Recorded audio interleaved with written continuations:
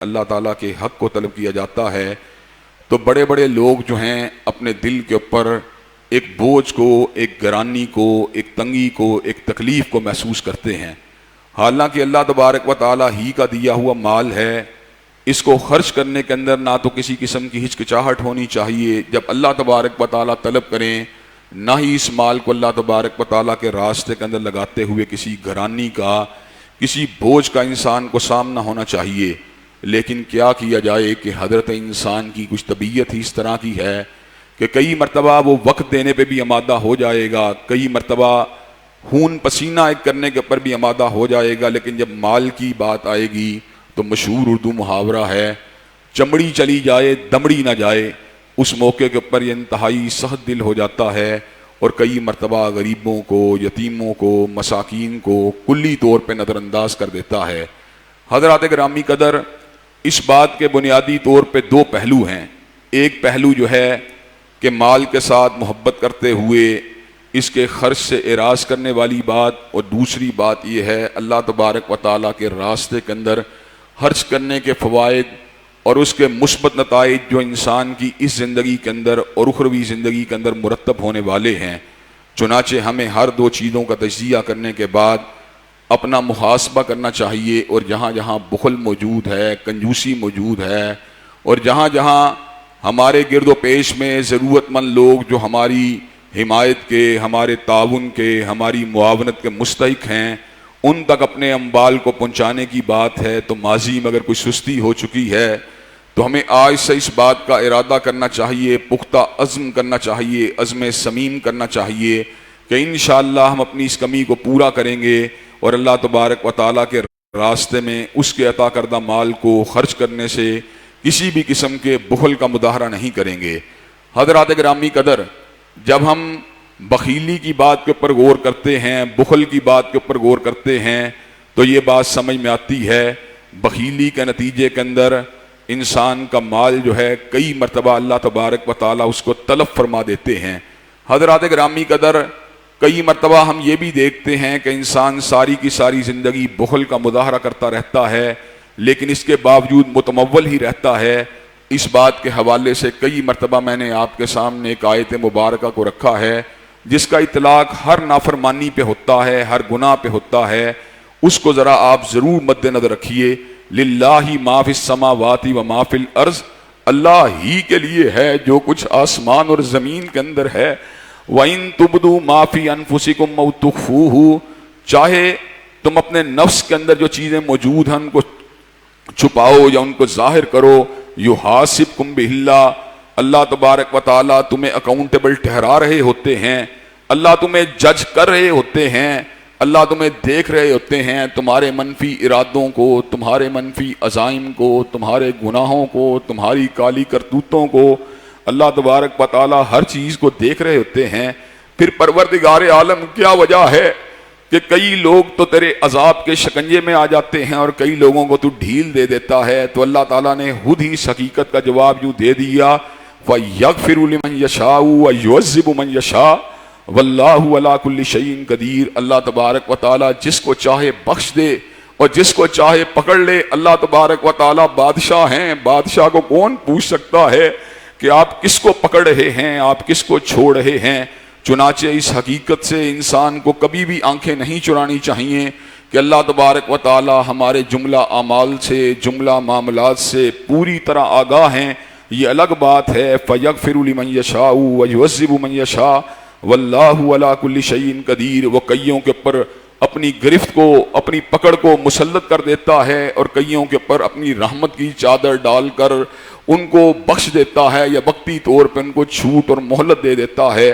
لیکن حضرات گرامی قدر، اللہ اس کی پکڑ انتہائی شدید ہے، وہ سریع الحساب ہے، وہ شدید العقاب ہے۔ جب تک اس کی گرفت نہیں آتی، جب تک اس نے مہلت دے رکھی ہے، یہ اس کی مرضی ہے، یہ اس کی رحمت ہے، یہ اس کی عنایت ہے، یہ اس کا فضل عظیم ہے۔ لیکن جب وہ اپنی گرفت کو انسانوں کے پر مسلط کرتا ہے، پھر اس کی گرفت سے بچنے والا، چھڑوانے والا کائنات کے اندر کوئی نہیں ہوتا۔ اللہ تبارک و تعالیٰ نے قرآن مجید کے متعدد مقامات کے اوپر ان لوگوں کا ذکر کیا جو اپنی بخیلی کی وجہ سے، اپنے مال کے اوپر سام بن جانے کی وجہ سے اپنے مال کو تلف کروا بیٹھے، ان میں سے پہلی مثال قارون کی مثال ہے۔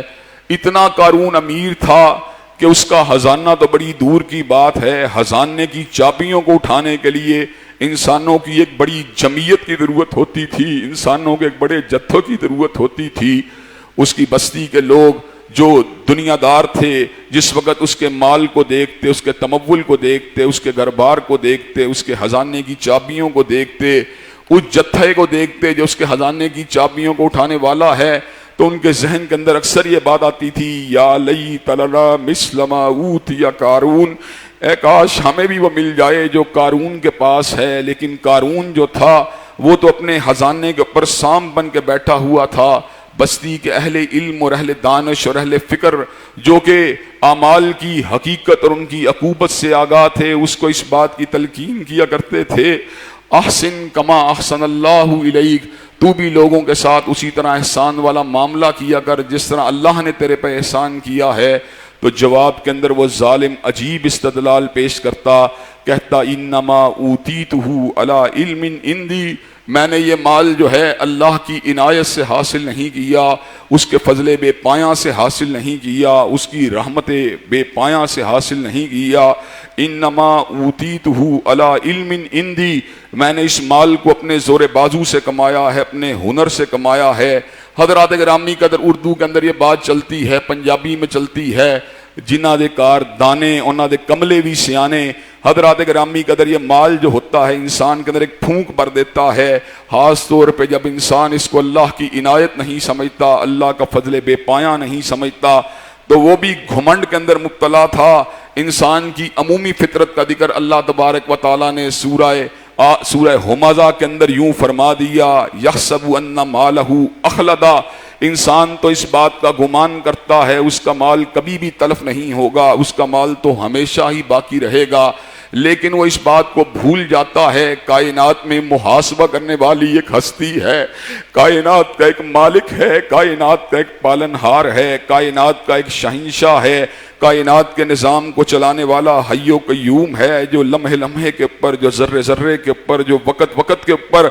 گہری نظر کو رکھے ہوئے ہے، اس سے کوئی بھی چیز اوجھل نہیں ہے۔ حضرات گرامی قدر اللہ تبارک و تعالیٰ نے قارون کے مال کو اور خزانے کو سامان عبرت بنانے کے لیے اور آنے والی نسلوں کو اس کے انجام بد سے آگاہ کرنے کے لیے کیا کیا، فَخَسَفْنَا بِهِ وَبِدَارِهِ الْأَرْضِ، اللہ تبارک و تعالیٰ نے اس کو اس کے گھر سمیت زمین کے اندر دنسا دیا۔ کل تک وہی لوگ جو اس بات کی تمنا کر رہے تھے اے کاش ہمارے پاس بھی وہ ہوتا جو قارون کے پاس ہے، آج وہ اس بات کے پر اللہ کا شکر ادا کر رہے تھے کہ اللہ تبارک و تعالیٰ نے ہمارے ساتھ وہ معاملہ نہیں کیا جس کا اللہ تبارک و تعالیٰ نے جس انداز کا معاملہ قارون کے ساتھ کیا ہے۔ حضرات گرامی قدر اللہ تبارک و تعالیٰ نے سورہ قلم کے اندر ایک ایسے باغباں کی اولاد کا ذکر کیا جس باغباں کو اللہ سے پیار تھا، غریبوں سے پیار تھا، مساکین سے پیار تھا، اور حضرات گرامی قدر مال جب بھی خرچ ہوتا ہے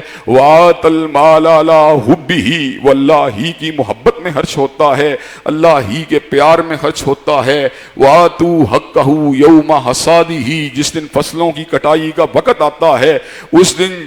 جہاں پر اپنے گھر اپنی سبزیوں کو لے کے جاتے ہو، اپنے پھلوں کو لے کے جاتے ہو، پروردگار عالم کے حق کو بھی ادا کر دیا کرو۔ اور پروردگار عالم کتنا مہربان ہے، وہ تو کھانے سے بھی بے نیاز ہے، وہ تو پینے سے بھی بے نیاز ہے، اس کا حق کیا ہے؟ محتاجوں کو دیا جائے، مساکین کو دیا جائے،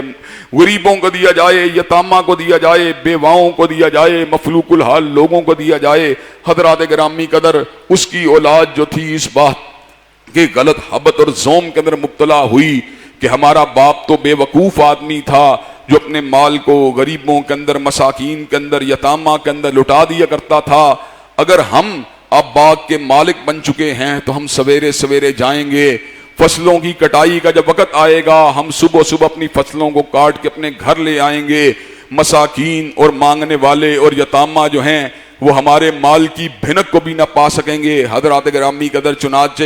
جس دن کٹائی کا دن آیا، صبح سویرے وہ اپنے باغ کا رخ کرتے ہیں۔ وہ باغ جو آج سے پہلے غریبوں کے پیٹوں کو بھرنے والا، یتیموں کے پیٹوں کو بھرنے والا، مساکین کے پیٹوں کو بھرنے والا، باغباں اور اس کے کنبے کی ضروریات کو پورا کرنے والا۔ حضرات گرامی قدر، اب اس باغباں کا راستہ جو ہے کچھ بھولا ہوا محسوس ہوتا ہے، کچھ بھٹکا ہوا محسوس ہوتا ہے۔ جگہ تو وہی ہے لیکن قرائن، انداز، آثار بدل چکے ہیں، نشانات بدل چکے ہیں۔ بیٹے بڑے ہی پریشان ہوئے، یہ کیا ہوا؟ ہمارا باغ تو بڑا تناور تھا، ہمارا باغ تو بڑا ہی ہرا بھرا تھا، ہمارے باغ میں تو پھولوں اور پھلوں کی فراوانی تھی، یہ ہمارا باغ کیسے ہو سکتا ہے؟ حضرات گرامی قدر، بالظاہر اس حقیقت کو بھانپ گئے کہ باپ سیدھے راستے پہ تھا، ہم بھٹک گئے ہیں۔ اس بھٹکنے کی وجہ سے اللہ تبارک و تعالیٰ نے ہمارے مال کو تلف کر دیا ہے۔ سورہ کہف میں اللہ تبارک و تعالیٰ نے دو ذمہ داروں کا ذکر کیا۔ ان دو ذمہ داروں میں سے چھوٹا ذمہ دار تو پروردگار عالم کا فرما بردار تھا، اور بڑا ذمہ دار جو تھا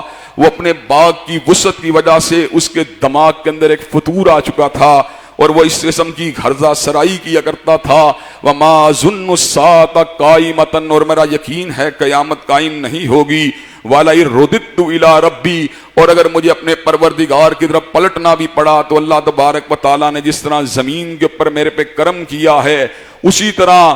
قیامت کے دن بھی میرے پاس باغ ہوں گے، ہریالی ہوگی، وسعت ہوگی۔ حضرات گرامی قدر، چھوٹا باغباں اس کو نصیحت کیا کرتا تھا کہ جب تو اپنے باغ میں اپنے باغ میں گھسے، ماشاء اللہ لا قوت الا باللہ پڑھا کر اللہ تبارک و تعالیٰ کے حقوق کی ادائیگی کے لیے اپنے آپ کو آمادہ و تیار کیا کر۔ حضرات گرامی قدر، اللہ تبارک و تعالیٰ نے تمام حجت کے لیے، حقیقت کو واضح کرنے کے لیے اور باغباں کو سامان عبرت بنانے کے لیے اور اس کے قصے اور واقعے کو ہماری آنکھوں کو کھولنے کے لیے اس انداز کے اندر واضح فرما دیا۔ اللہ تبارک و تعالیٰ نے اس کے باغ کو اجاڑ کے رکھ دیا۔ وَلَمْ تَكُنْ لَهُ فِئَةٌ يَنْصُرُونَهُ مِنْ دُونِ اللَّهِ، اور اللہ تبارک و تعالیٰ کے سوا کوئی بھی اس کا مددگار نہیں تھا۔ حضرات گرامی قدر، حضرت رسول اللہ صلی اللہ علیہ وسلم نے بنی اسرائیل کے 3 لوگوں کے واقعے کو بیان فرما دیا، کوڑی کے، گنجے کے، اندھے کے، جنہیں مال و اسباب سے آزمایا گیا، جنہیں اونٹوں کے جتھوں سے آزمایا گیا، جنہیں گھایوں کی بڑی جمعیت سے آزمایا گیا، جنہیں بکریوں کی ریوڑ سے آزمایا گیا، بیماریوں کو اللہ کے حکم سے دور کر دیا گیا، پھر فرشتے کو بطور سوالی، بطور سائل ان کے پاس بھیجا گیا۔ کوڑی نے خاندانی امارت کا ذکر کیا، ہمیشہ سے اپنے حسن کا ذکر کیا۔ گنجے نے بھی خاندانی وجاہت کا ذکر کیا، ہمیشہ سے اپنی صحت کا ذکر کیا، اپنے حسین بالوں کا ذکر کیا، اپنے تمول کا ذکر کیا۔ فرشتے نے بد دعا دی، اگر تم جھوٹے ہو تو اللہ تبارک و تعالیٰ نے جو کچھ تمہیں دیا ہے اللہ تبارک و تعالیٰ تم سے سلب کر لے۔ حضرات گرامی قدر، جب اندھے کی باری آئی، اندھے نے اس وقت کو فراموش نہیں کیا۔ اندھا اللہ تبارک و تعالیٰ کی تابعداری کے راستے پہ چل نکلا۔ سائل کو اس نے یہ بات کہی جواب میں، ایک وقت تھا جب میری آنکھوں کے اندر بینائی نہیں تھی، ایک وقت تھا جب میں اپنی آنکھوں کی نعمت بے پایاں سے محروم تھا، ایک وقت تھا جب میں راستہ دیکھنے سے قاصر تھا، ایک وقت تھا جب میں مفلس و کلاش تھا۔ پروردگار عالم کی عنایات ہیں جس نے مجھے چمکتی ہوئی آنکھیں دی ہیں، اس کا فضل عظیم ہے جس نے مجھے مال سے نوازا ہے، جس نے مجھے بکریوں کا ریوڑ دیا ہے۔ اور مانگنے والے، تو نے اس رب کے نام پہ مانگا ہے کہ میرے پاس جو کچھ بھی ہے اسی کا دیا ہوا ہے، اسی کی عطا ہے۔ جتنی بکریاں تو لے کے جانا چاہتا ہے یہاں سے لے جا، میں تجھ کو نہیں روکوں گا۔ حضرات گرامی قدر، فرشتہ جو کہ سائل کے روپ میں آیا تھا، اس نے اس حقیقت کو واضح فرما دیا، جا، تیرا پروردگار تیرے دوست کوڑی اور گنجے سے تو ناراض ہے لیکن تجھ سے اللہ راضی ہے۔ جب اللہ اس سے راضی تھا تو پھر حضرات گرامی قدر، یہ تو پروردگار عالم کا اصول قطعی ہے، یہ تو اس کی سنت ہے۔ ما یفعل اللہ بعذابکم ان شکرتم وآمنتم، اللہ تبارک و تعالیٰ انسانوں کو بغیر وجہ کے عذاب نہیں دیتا جس وقت تک وہ خود اپنے آپ کو عذاب کے مستحق نہیں بنا دیتے۔ ذالک بأن اللہ لم یکو مغیرا نعمتا انعمها علی قوم حتی یغیروا ما بانفسہم، اللہ تبارک و تعالیٰ کبھی کسی قوم سے اس نعمت کو نہیں چھینتے جو اللہ نے کسی قوم کے اوپر کی ہوتی ہے۔ ذالک بأن اللہ لم یکو مغیرا نعمتا انعمها علی قوم حتی یغیروا ما بانفسہم، یہاں تلک کہ انسان اپنے کالے کرتوتوں کے ذریعے خود اس نعمت بے پایاں کے چھننے کا بندوبست نہیں کر دیتا۔ حضرات گرامی قدر، نعمتوں کے زوال کو بھانپنا ہو تو اس بات کو سمجھ لیا کرو کہ نعمت کا زوال تین وجوہات میں سے ایک وجہ سے اور ایک سبب سے ہوا ہے. یا تو یہ وقتی طور پہ اللہ کی آزمائش ہے اور اللہ تبارک و تعالی اس آزمائش کے بعد پہلے سے بھی زیادہ عطا فرمانے والے ہیں، یا تیرا گناہ ہے جس کے اوپر اللہ تجھے جھنجھوڑ رہے ہیں، تجھے وارننگ دے رہے ہیں، اور میرے بندے سنبھل جا، میرے پاس واپس پلٹ آ. یا اللہ تبارک و تعالیٰ کا غصہ ہے کہ اللہ تبارک و تعالیٰ تجھے تباہ و برباد کر کے آنے والوں کے لیے تجھے نشان عبرت بنا رہے ہیں. وگرنہ سنت اللہ یہی ہے، وگرنہ اللہ کا طریقہ کار یہی ہے. ذالک بان اللہ لم یکو مغیرا نعمتا انعمها علی قوم حتی یغیروا ما بانفسہم، کہ اللہ تبارک و تعالیٰ کسی بھی قوم کو عطا کردہ نعمتوں کو ان سے کبھی بھی نہیں چھینتا جب تک کہ وہ ایسی بدعمالیاں نہیں کرتے جس سے پروردگار عالم ناراض ہو جائے، جس سے پروردگار عالم کا غصہ وارد ہو جائے، جس سے اس کا عتاب یا عقاب جو ہے وہ اترنے والا بن جائے. حضرات گرامی قدر، مال کے تلف کرنے کا دوسرا سبب، دوسرا نتیجہ اس سے بھی ہولناک ہے. ایک تو مال تلف ہو جاتا ہے، دوسری بات یہ ہے مال کے اندر بخیلی کرنے کی وجہ سے اللہ تبارک و تعالیٰ دل سے ایمان کو کھینچ لیتے ہیں اور دل کے اوپر ایمان کی بجائے منافقت کو لکھ دیتے ہیں. اللہ تبارک و تعالیٰ نے اس حقیقت کو سورہ توبہ میں یوں بیان فرما دیا، منہم من عاہد اللہ لئن آتانا من فضلہ لنصدقن ولنکونن من الصالحین. اور لوگوں میں سے کئی ایسے ہیں جنہوں نے اللہ سے وعدہ کیا، لئن آتانا من فضلہ لنصدقن ولنکونن من الصالحین، کہ اللہ تبارک و تعالیٰ اگر آپ نے ہمیں مال دیا ہم آپ کے رستے میں صدقہ کریں گے، نیکوکاروں کی زندگی گزاریں گے. فلما آتاہم من فضلہ بخلوا بہ وتولوا وہم معرضون، جب اللہ نے ان کے پر اپنے فضل کے دروازے کو کھول لیا تو وہ بخیلی کے راستے پہ چل نکلے اور انہوں نے اللہ تبارک و تعالیٰ سے اپنے چہرے کو موڑ لیا. اللہ تبارک و تعالیٰ ان کی بدعملی کو، ان کی نیت کے فتور کو، ان کے ارادوں کو اور ان کی بدعملی کو دیکھ رہے تھے. چنانچہ اللہ تعالیٰ نے اتنی بڑی گرفت کی، فَعَاقَبَهُمْ نِفَاقًا فِي قُلُوبِهِمْ فَعَاقَبَهُمْ نِفَاقًا فِي قُلُوبِهِمْ إِلَى يَوْمِ يَلْقَوْنَهُ بِمَا أَخْلَفُوا اللَّهَ مَا وَعَدُوهُ وَبِمَا كَانُوا يَكْذِبُونَ.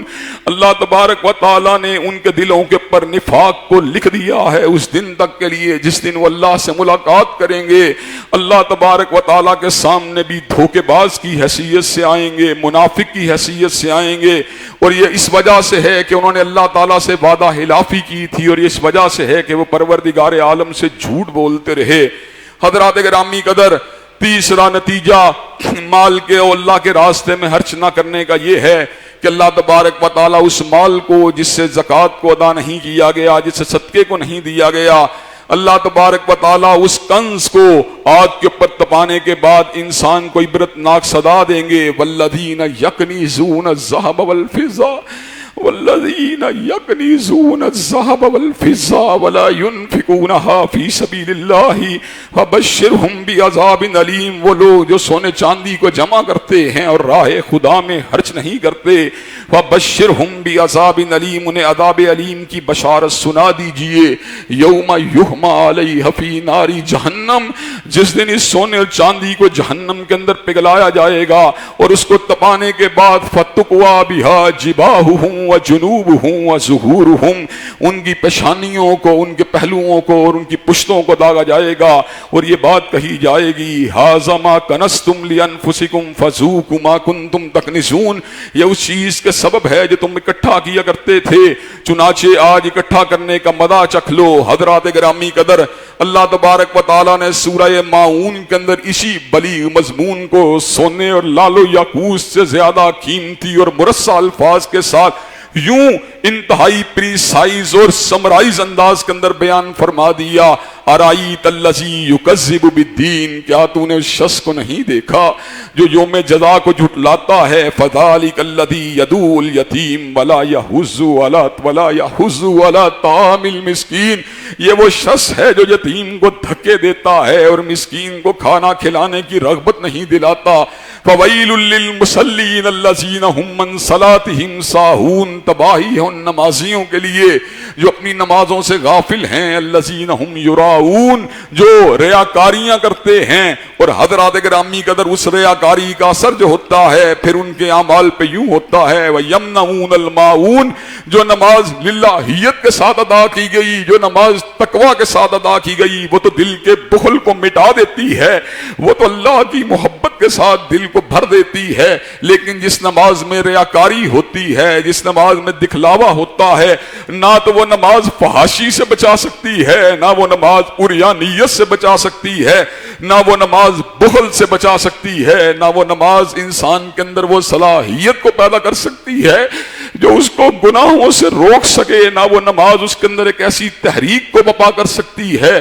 جو اس کو اللہ تبارک و تعالیٰ کے راستے کے پر چلنے کے پر آمادہ و تیار کر دے۔ حضرات گرامی قدر، یہ تو مال کو روکنے کے جو ہیں نقصانات ہیں، اور جہاں تک تعلق ہے اس بات کا کہ مال کو خرچ کرنے کے فوائد کیا ہیں، تو حضرات گرامی قدر اللہ تبارک و تعالیٰ ویسے تو ایک نیکی کو 10 کے ساتھ ضرب دے کر انسان کے دائیں پلڑے میں ڈال دیتے ہیں، لیکن صدقے کی بات ہی کچھ اور ہے، انفاق فی سبیل اللہ کی بات ہی کچھ اور ہے۔ اس کا معاملہ عام نیکیوں والا نہیں ہے۔ مثل الذین ينفقون اموالهم فی سبیل اللہ کمثل حبۃ انبتت سبع سنابل فی کل سنبلۃ مئۃ حبۃ واللہ یضاعف لمن یشاء واللہ واسع علیم۔ وہ لوگ جو اللہ کے راستے میں خرچ کرتے ہیں ان کی مثال اس طرح ہے جس طرح ایک شخص نے ایک دانے کو، ایک بھٹے کو، ایک بیج کو زمین کے اندر بویا، نتیجہ کیا نکلا؟ اللہ تبارک و تعالیٰ نے اس کے نتیجے میں 7 کونپلوں کو پیدا کیا، ہر کونپل کے اندر اللہ نے 100 دانوں کو پیدا کیا۔ گویا کہ 1 روپیہ جس کو تم نے راہ الہ میں خرچا ہے، اللہ تبارک و تعالیٰ اس کو 700 کے ساتھ ملٹی پلائی کر کے تمہارے دائیں نامہ یا مال کا حصہ بنا دیتے ہیں۔ اور اسی کے اوپر بس نہیں کیا بلکہ اعلان فرما دیا واللہ یضاعف لمن یشاء، اور اللہ تبارک و تعالیٰ جس کے لیے چاہتے ہیں اجر کو مزید بڑھا دیتے ہیں، اجر کو مزید بڑھا دیتے ہیں۔ حضرات گرامی قدر، دوسرا بڑا فائدہ جو کہ انتہائی انقلاب آفریں ہے، جو کہ انتہائی اثر انگیزی والا فائدہ ہے، اور کرونا وائرس تو بڑی دور کی بات ہے، اس سے 100 گنا بڑی بھی بیماری ہو اس کو کاٹ کے پرے پھینک دینے والا ہے، اور قحط سالی جس نے پوری دنیا کو اپنے شکنجے میں لیا ہو اس کو جو ہے بالکل انسانوں سے دور کر دینے والا ہے۔ اللہ تبارک و تعالیٰ نے عظیم فائدے کا ذکر کیا، الذین ينفقون اموالهم باللیل والنہار سرا وعلانیۃ فلہم اجرہم عند ربہم ولا خوف علیہم ولا هم یحزنون۔ وہ لوگ جو اپنے مالوں کو صبح و شام اعلانیہ اور سری طور پہ اللہ تبارک و تعالیٰ کے راستے میں خرچ کرتے ہیں، ان کا اجر پروردگار عالم کے پاس ہے، لا خوف علیہم ولا هم یحزنون۔ پروردگار عالم ان کے خوف بھی دور فرما دیتے ہیں، ان کے غم بھی دور فرما دیتے ہیں۔ حضرات گرامی قدر، غم کا تعلق ماضی کے کسک کے ساتھ ہے، ماضی کے صدمات کے ساتھ ہے، اور خوف کا تعلق ان توہمات کے ساتھ ہے، ان خدشات کے ساتھ ہے، ان کھٹکوں کے ساتھ ہے جو انسان کے دروازے پہ دستک دے رہے ہوتے ہیں۔ مجھے خوف ہے مجھے قتل نہ کر دیا جائے، مجھے خوف ہے میرے مال کو چھین نہ لیا جائے، مجھے خوف ہے میرے بچے اور بچیوں کی آبرو کے اوپر کوئی حملہ نہ کر دے، مجھے خوف ہے کوئی میرے گھر کے اندر نقب نہ لگا لے، مجھے خوف ہے کوئی مجھ سے حسد نہ کر لے، مجھے خوف ہے کہ کوئی میرے پر جادو ٹونے کا وار نہ کر دے، مجھے خوف ہے کہ میرے پر کوئی قانون کا شکنجہ میرے پر حملہ آور نہ ہو جائے، مجھے غم ہے کہ میرا باپ دنیا میں نہیں رہا، مجھے غم ہے میں بڑا کاروباری آدمی تھا میرا مال میرے پاس نہیں رہا، مجھے غم ہے کہ میں پہلے صحت مند تھا آج میں بیمار ہوں۔ حضرات گرامی قدر، غم کا تعلق حادثات جو گزر گئے ان کے ساتھ ہے،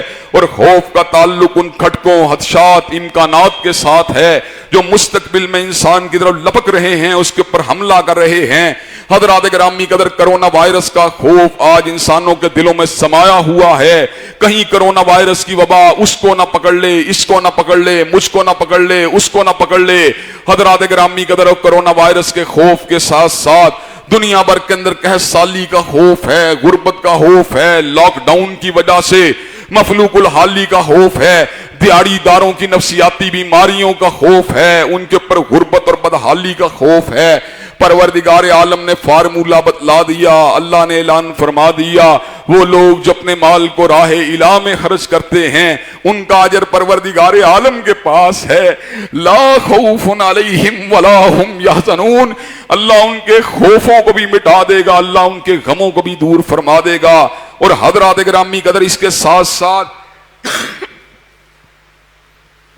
اللہ کم الحاکمین نے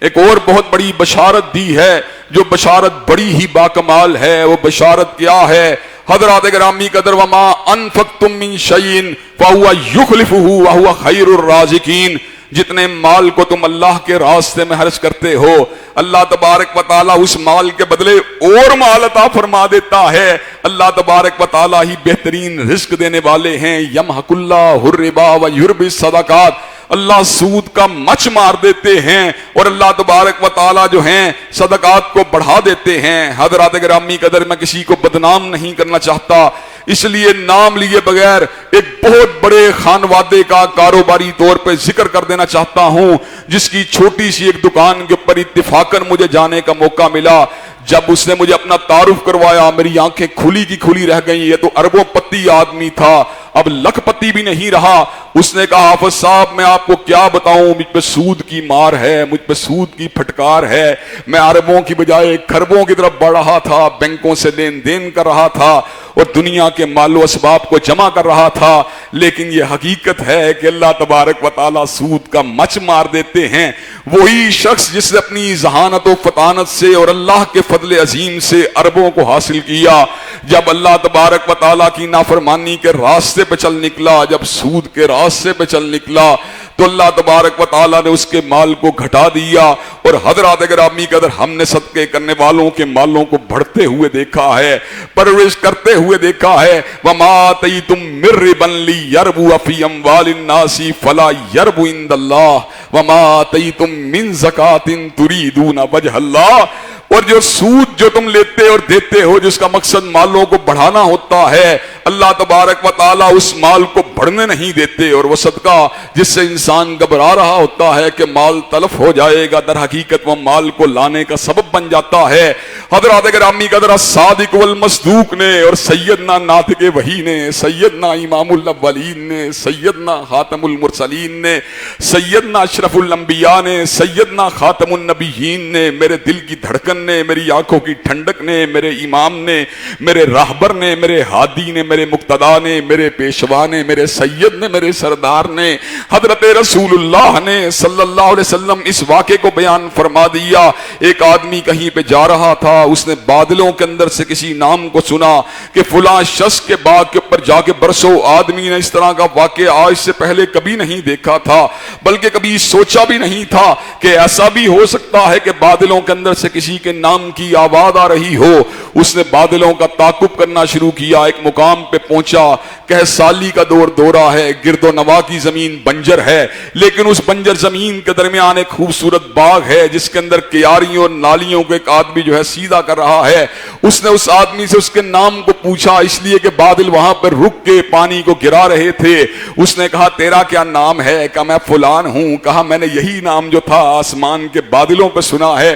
اور کیا مسئلہ ہے؟ تیرے اوپر اللہ کی اتنی عنایت ہے، تیرے پہ اللہ کا اتنا فضل ہے کہ بادل خود تیرے باغات کا تعاقب کرتے ہوئے آتے ہیں۔ کہ سالی کے اس دور کے اندر بھی بنجر زمینوں کے درمیان تیرا باغ آباد ہے۔ کہا، اس کی وجہ یہ ہے، میں نے اپنے باغ کی آمدن کے 3 حصے کیے ہیں۔ ایک کو میں اپنی ضروریات اور اپنے گھر والوں کی ضروریات پہ لگاتا ہوں، ایک کو اسی باغ کی ڈیولپمنٹ کے اوپر لگا دیتا ہوں، اور تیسرا حصہ اس رزاق کے راستے میں خرچ کر دیتا ہوں جس نے مجھے باغ کی نعمت سے نوازا ہے۔ اسی کے حکم کے اوپر، اسی کے فضل عظیم کی تلاش کے اندر اپنے مال کے تیسرے حصے کو میں نے وقف کیا ہوا ہے، اور میں دیکھتا ہوں کہ اللہ تبارک و تعالی میرے باغ کے اندر ہریالی ہی ہریالی کو برقرار رکھتے ہیں، اس کی پیداوار میں اضافہ ہی اضافہ کرتے جاتے फरमाते हैं सैयदना नूह ने ऐसे ही तो नहीं कहा था, फकुल्तु अस्तगफिरू रब्बकुम इन्नहू काना गफ्फारा युरसिलिस समा अलैकुम मिदरारा व युमदिदकुम बिअमवालिन व बनीन व यजअल लकुम जन्नातिन व यजअल लकुम अनहारा। अपने परवरदिगार आलम से मगफिरत को तलब किया करो, वो तुम्हारे ऊपर फरावा बारिशों का नज़ूल फरमाएगा, तुम्हारे माल में भी इजाफा कर देगा, तुम्हारे बागात को भी आबाद कर देगा, तुम्हारी नहरों को भी रवा फरमा देगा। हज़रात गिरामी कदर, ये तो सदक़े का असर है जो अल्लाह तबारक व तआला ने दुनिया के अंदर रखा है। और हज़रात गिरामी कदर, ये सदक़ात जो हैं कल क़यामत के दिन जो हैं अल्लाह तबारक व तआला की कुर्बत का जरिया बनते चले जाएंगे, अल्लाह के करीब करने का जरिया बनते चले जाएंगे, जन्नत के मुकानों को खरीदने का सबब बनते चले जाएंगे। हज़रात गिरामी कदर, वमा तुक़द्दिमू लिअन्फुसिकुम मिन खैरिन तजिदूहु इंदल्लाह, जो भी खैर का काम तुम करते हो उसको लाज़मन अल्लाह के पास मौजूद पाओगे। हज़रात गिरामी कदर, अम्वाल के जरिए, माल के जरिए उसी तरह जन्नत मिलती है जिस तरह जिक्र अस्कार से मिलती है, जिस तरह नवाफिल से मिलती है, जिस तरह तहज्जुद गुजारी से मिलती है, जिस तरह शब जिंदादारी से मिलती है। हज़रात गिरामी कदर, जिस वक्त जैसे उसरा के मौके पर हज़रत रसूलुल्लाह ने इस अमर का ऐलान फरमा दिया, वो कौन है जो 100 ऊंटों के बदले जन्नत का खरीदार बन जाए, तो सैयदना ज़िन्नुरैन ने 100 ऊंटों को उसी वक्त वक्फ फरमा दिया। हज़रत रसूलुल्लाह ने जन्नत की बशारत दी, वह कहा कौन है जो 100 ऊंटों के बदले जन्नत का खरीदार बन जाए। उस्मान पहले ही जन्नती था, लेकिन जन्नत के महल्लात का ख्याल आया, हरीर और दीबा की लिबास का ख्याल आया, अल्लाह के रिजवान का ख्याल आया, फिर 100 ऊंटों को वक्फ किया। उस्मान को फिर जन्नत की बशारत हासिल हुई। हज़रत रसूलुल्लाह ने कहा सल्लल्लाहु अलैहि वसल्लम, वो कौन है जो 100 ऊंटों के बदले जन्नत का खरीदार बन जाए। सैयदना ज़िन्नुरैन 2 मरतबा जन्नत की बशारत को हासिल कर चुके हैं, तीसरी मरतबा फिर 100 ऊंटों को अल्लाह के रास्ते में वक्त फरमा दिया। हज़रत रसूलुल्लाह ऐलान फरमाते रहे, मुजस्समाए खैर व सखावत के जिसके ऊपर आज जहलम का एक बदजुबान जिनके हानवादे के ऊपर तबर्रा करते हुए नहीं थकता। हज़रात गिरामी कदर, सैयदना ज़िन्नुरैन ने तीसरी मरतबा भी अपने माल को अल्लाह के रास्ते में वक्त फरमा दिया, चौथी मरतबा भी अल्लाह के रास्ते में वक्त फरमा दिया, 7 मरतबा जन्नत की बशारत हज़रत रसूलुल्लाह ने दी। हज़रत रसूलुल्लाह ने 7वीं मरतबा सैयदना ज़िन्नुरैन की सहाबत को देख के इस अमर का ऐलान फरमा दिया, कत कत या उस्मान मा जर्रा उस्मान मा अमीला बादल यौम, उस्मान बस करो, आइंदा के बाद अगर तुम कोई भी नेकी ना करो तुम फिर भी जन्नती हो। हज़रात गिरामी कदर, ये तमव्वुल को अपने पास जो है जमा किए रखना और अपनी तिजोरियों के ऊपर सांप बन के बैठ जाना और इसके ऊपर लॉक करके इसको बैठ जाना, हज़रात गिरामी कदर, ये बहादुरी की बात नहीं। एक वक्त आएगा जब तुम दुनिया से चले जाओगे, एक वक्त आएगा जब कब्रिस्तान में चले जाओगे, एक वक्त आएगा जब तुम्हें गुस्ल देकर, और आज अल्लाह मुआफ फरमाए आजकल के दौर के अंदर तो गुस्ल भी किसी नसीब वाले को मिल रहा है। अल्हम्दुलिल्लाह फैसलाबाद के साथी आए हैं जिन्होंने चंद दिन कबल भी एक मैयत को अल्हम्दुलिल्लाह पूरे जो थे उसके लवाजमात के साथ दफनाया है। यहां मेरे साथी मेरे दोस्त आए हैं हज़रात गिरामी कदर, लेकिन मैं ये बात समझता हूं जिस वक्त गुस्ल देने के बावजूद भी जब हमें कब्रिस्तान में डाल दिया जाएगा, ऐसे आलम में कब्र की तन्हाई के अंदर न मेरा ओहदा मेरे किसी काम आएगा, न मेरा माल मेरे किसी काम आएगा, न मेरा मनसब मेरे किसी काम आएगा, न मेरी शोहरत मेरे किसी काम आएगी, न मेरा मुकान मेरे किसी काम आएगा, न मेरा बैंक बैलेंस मेरे किसी काम आएगा, ना ही मेरी हिताबत मेरे किसी काम आएगी, ना मेरी तहरीर किसी काम आएगी, ना मेरी तकरीर किसी काम आएगी, ना मेरी जहानत किसी काम आएगी। ऐसे आलम में काम आएगी लिल्लाहियत मेरे काम आएगी, सदकात मेरे काम आएंगे, हेरात मेरे काम आएगी, और वो दर्स जो मैंने अल्लाह की रिजा के लिए दिए होंगे वही मेरे काम आएंगे। हज़रात गिरामी कदर, कब्र की उस वहशत को दूर करने के लिए और कब्र की उन तन्हाइयों के अंदर परवरदिगार आलम के फजले अजीम को हासिल करने के लिए और उसकी रहमत जलीला और रहमत वासिया को हासिल करने के लिए अल्लाह तबारक व तआला ने आज दुनिया में जो माल दिया हुआ है इसको भी अल्लाह तबारक व तआला के रास्ते में खर्च होना चाहिए। अल्लाह तबारक व तआला में सही मानों में किताब व सुन्नत के जो नसूस हैं और जो आसार हैं तारीख के, उनको मद्देनजर रखते हुए अपनी इस्लाह करने की तौफीक दे। व आखिरु दावाना अल्हम्दुलिल्लाहि रब्बिल आलमीन।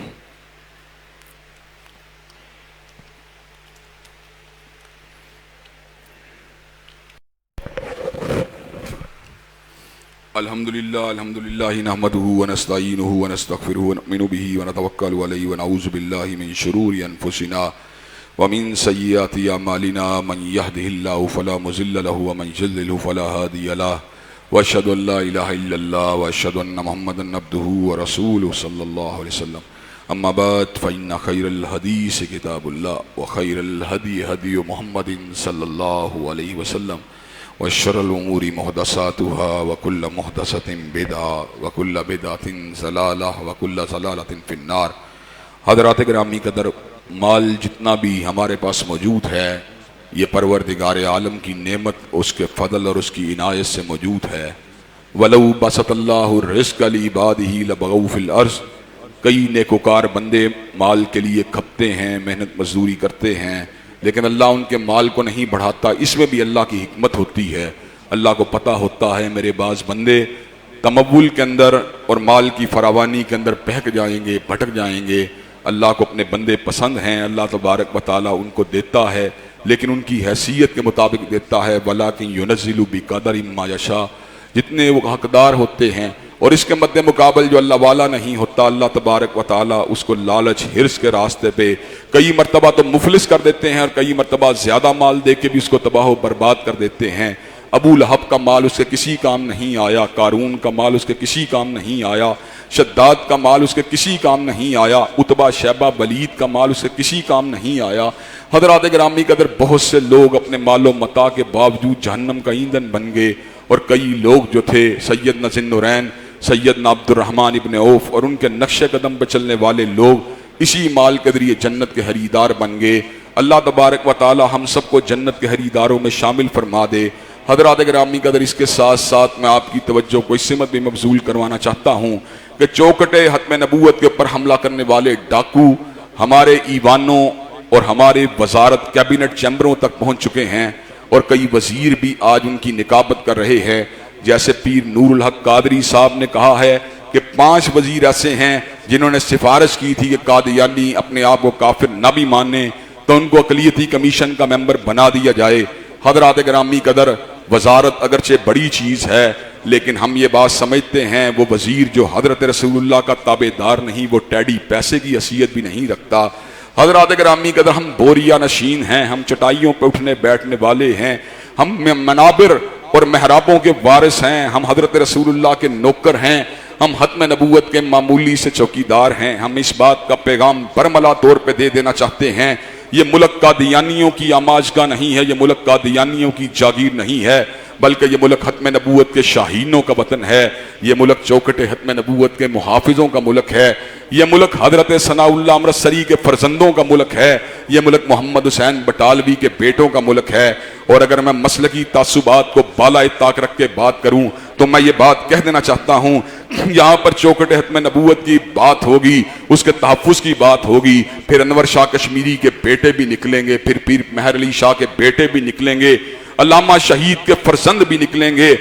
بطل حریت اور ختم نبوت کے فرزند جلیل اور ختم نبوت کی چوکھٹ کا تحفظ کرنے والے بطل جلیل حضرت آغا عبد الکریم شورش کاشمیری کے فرزند ابھی زندہ ہیں، جو للکارنا بھی جانتے ہیں، جو دھاڑنا بھی جانتے ہیں، اور جو ختم نبوت کے لیے اپنے ہاتھوں کے اندر ہتکڑی کو ڈالنا بھی جانتے ہیں، پیروں کے اندر بیڑیوں کو ڈالنا بھی جانتے ہیں. انشاءاللہ زندانوں کو بھر دیا جائے گا، اور سولیوں کے اوپر جو ہیں دوبارہ مسلمان مجاہد لٹکنے کے لیے آمادہ و تیار ہو جائیں گے. 53 کی تحریک کو دہرا دیا جائے گا، لیکن اس ملک کے اندر ختم نبوت کے پر شب خون مارنے کی اجازت کسی کو نہیں دی جائے گی. حضرات گرامی قدر، ساتھ ہی ساتھ ہم اس بات کے ساتھ ساتھ اس بات کو بھی بتلا دینا چاہتے ہیں کہ آج لوگ جو ہیں وہ ہر اعتبار سے، ہر انداز سے پروپیگنڈا کر کے ہمارے ہیروز کو بدلنا چاہتے ہیں، ہمارے مشاہیر کو بدلنا چاہتے ہیں. کل تک ہمیں یہ بات سمجھائی گئی تھی، خالد ابن ولید ہمارے ہیرو ہیں،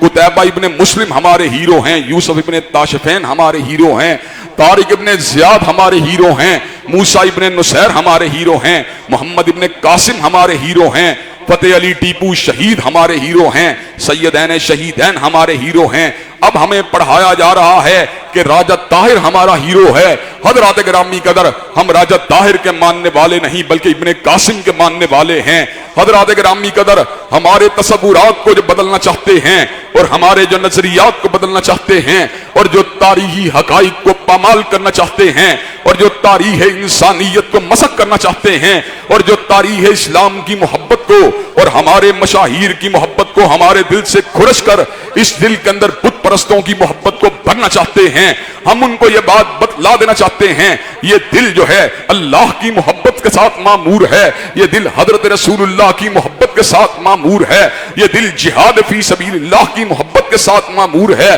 یہ دل فتح علی ٹیپو شہید کی محبت کے ساتھ معمور ہے، یہ دل محمد ابن قاسم کی محبت کے ساتھ معمور ہے۔ حضرات گرامی قدر، ہم عربیت کی بات نہیں کرتے، ہم عجمیت کی بات نہیں کرتے، ہم شرقی غربی کی بات نہیں کرتے، بلکہ ہم تو اسلام کی بات کرتے ہیں، ہم تو کملی والے کی بات کرتے ہیں، کملی والے کے نظام کی عمل داری کی بات کرتے ہیں۔ آج تم مطالعہ پاکستان اور اسلامیات کی ٹیکسٹ بکوں کے اندر سے مشاہیر کے نام کو بدلنا چاہتے ہو، عقیدہ ختم نبوت کی تحریر کی توضیح کو اجمال کے اندر بدلنا چاہتے ہو، اور دوسری سٹیج کے اوپر جا کر اس اجمال کو بھی ختم کر کے یکسر ان تحریروں کو کھرچنا چاہتے ہو۔ لیکن یاد رکھو، حضرت رسول اللہ کی محبت کو اور آپ کی ختم نبوت کی توضیح کو ٹیکسٹ بکوں سے تم کھرچ سکتے ہو، لیکن شہیدوں کے فرزندوں کے دلوں سے نہیں کھرچ سکتے۔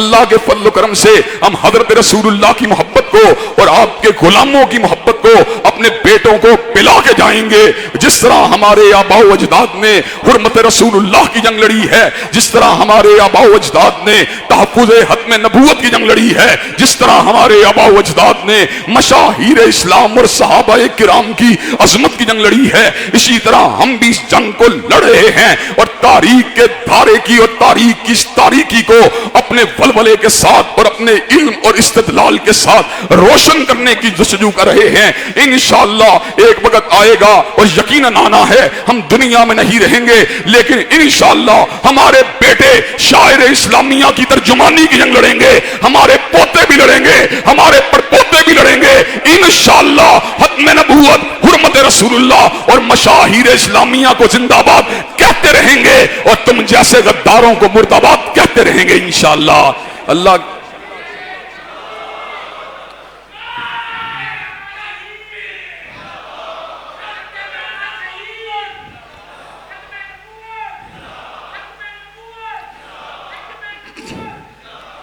حضرات گرامی قدر، آخری الفاظ یہ ہیں، ہمیں ہتکڑیوں سے نہ ڈراؤ، ہمیں جیلخانوں سے نہ ڈراؤ، ہمیں سنگینوں کے ساتھ نہ ڈراؤ۔ سنگین کیا ہے؟ جام شہادت کا راستہ ہے۔ ہتکڑی کیا ہے؟ ہتکڑی میرے لیے اس طرح ہے جس طرح زلف یار ہو، اور قید خانہ میرے لیے اس طرح ہے جس طرح کوہ یار ہو۔ انشاءاللہ ہم گھبرانے والے نہیں ہیں۔ متاع لوح قلم، ہم وہ لوگ ہیں کہ ہم سے اگر متاع لوح قلم کو بھی چھین لیا جائے، ہم سے ہماری زبان بندی کے بھی آرڈر جاری کر دیے جائیں، ہم پھر بھی یہی الفاظ کہتے ہیں، متاع لوح قلم چھن گئی تو کیا غم ہے کہ خون دل میں ڈبولی ہیں انگلیاں میں نے، اور لبوں پہ مہر ہے تو کیا کہ رکھ دی ہے ہر حلقہ یہ زنجیر پہ زباں میں نے۔ انشاءاللہ شاعر اسلامیہ، مساجد، مدارس باقی رہیں گے، اور ان سے دشمنی کرنے والے، ان کے خلاف سازشیں کرنے والے، ان کی بندش کے پیغام سنانے والے اور علماء حق کو دھمکیاں دینے والے اور ان کو پابے جولا کرنے کی وارننگ دینے والے انشاءاللہ پہلے بھی مٹ گئے تھے، اب بھی مٹ جائیں گے۔ ان اللہ یامر بالعدل والاحسان وایتاء ذی القربى وینھی عن الفحشاء والمنکر والبغی سبحان ربک رب العزة عما یصفون وسلام علی المرسلین والحمد للہ رب العالمین۔